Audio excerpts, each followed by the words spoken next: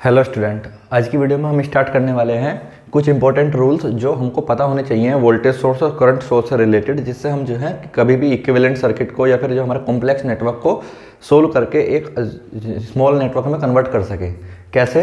जैसे मेरे पास कहा कि मेरे पास दो वोल्टेज सोर्स है, एक की वोल्टेज है V1, दूसरे की वोल्टेज है V2, ठीक है, और ये जो है पैरेलल में लगे हुए हैं, तो इसका नेट इक्विवेलेंट वोल्टेज मुझे जो है यहाँ पे कितना मिलेगा। अभी तो कन्फ्यूजन है क्योंकि हमने कहा कि पैरेलल में तो वोल्टेज सेम रहती है। अब ये दो अलग अलग वोल्टेज सोर्स हैं, पैरेलल में अगर दो अलग अलग वोल्टेज सोर्स है तो फिर क्या किया जाए, तो कन्फ्यूजन क्रिएट करता है। तो ऐसे क्वेश्चंस के लिए जहाँ पे हमारा V1 V2 के बराबर नहीं है, हम कहेंगे कि इस तरीके के क्वेश्चन जो है इनवैलिड होते हैं। क्यों? क्योंकि ये KVL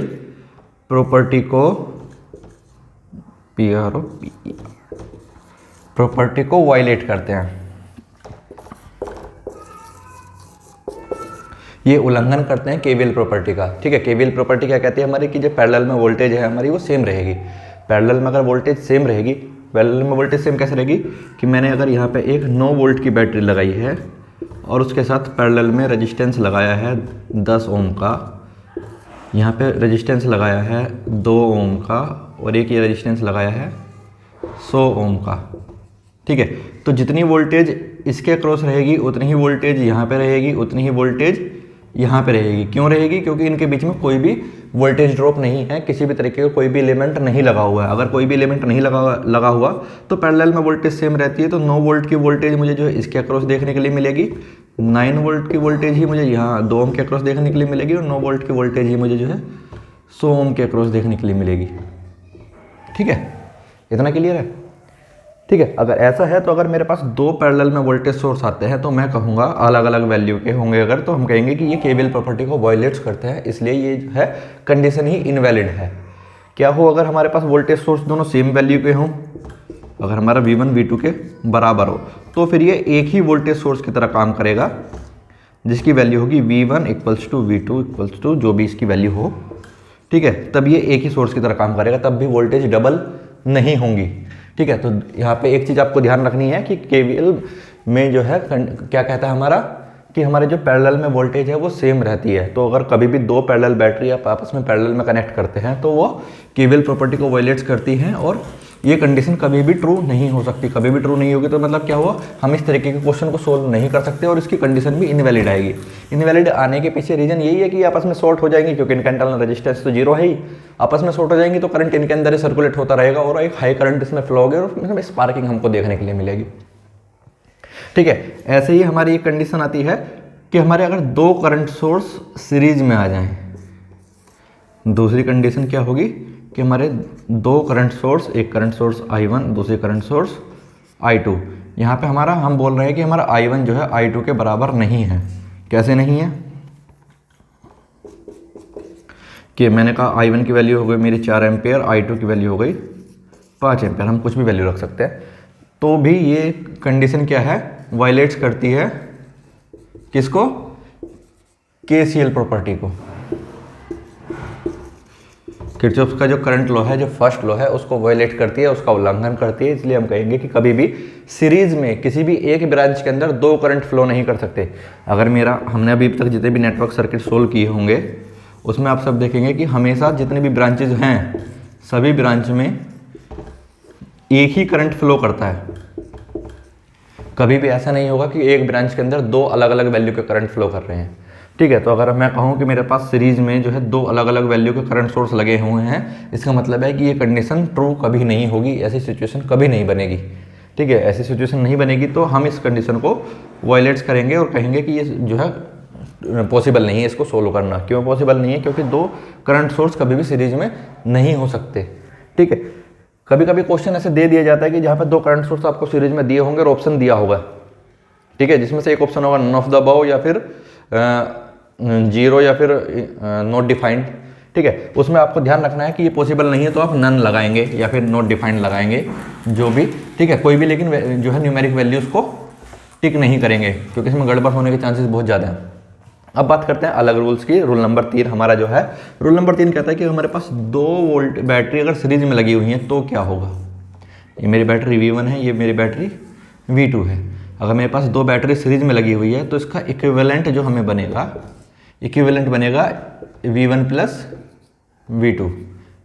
ठीक है, अगर ये दोनों सेम डायरेक्शन में लगी हुई है तो सेम डायरेक्शन में ही मुझे जो है आउटपुट मिलेगा और दोनों की वोल्टेज ऐड हो जाएंगी। अगर मैं कहूँ कि ये जो है अपोजिट डायरेक्शन में, अपोजिट पोलैरिटी के साथ लगी हुई हैं, ये V1 है, ये V2 है।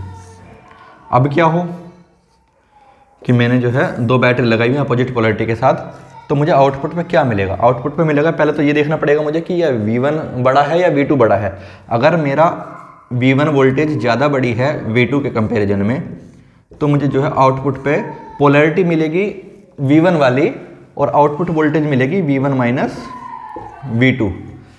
लेकिन अगर V2 बड़ा है V1 से तो मुझे पोलैरिटी मिलेगी V2 वाली और आउटपुट वोल्टेज मिलेगी V2 माइनस V1।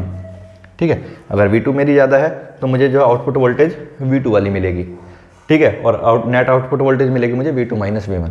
वहीं पर अगर मेरा V1 वोल्टेज ज़्यादा है, V1 वोल्टेज ज़्यादा होगी तो मुझे आउटपुट वोल्टेज मिलेगी, आउटपुट वोल्टेज की पोलैरिटी मिलेगी V1 वाली और नेट वोल्टेज मिलेगी V1 माइनस V2।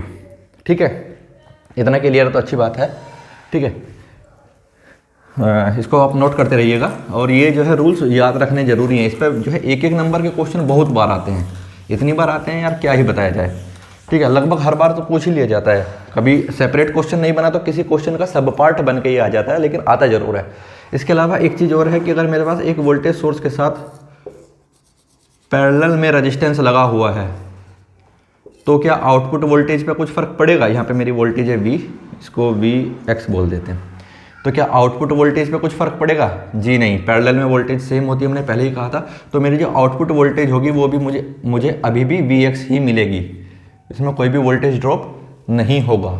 इस बात का ध्यान रखिएगा कि मैंने सिर्फ ये कहा है कि इस पैरेलल में रेजिस्टेंस लगे होने से आउटपुट की वोल्टेज पे मुझे कोई जो है कोई वोल्टेज नहीं मिलेगी।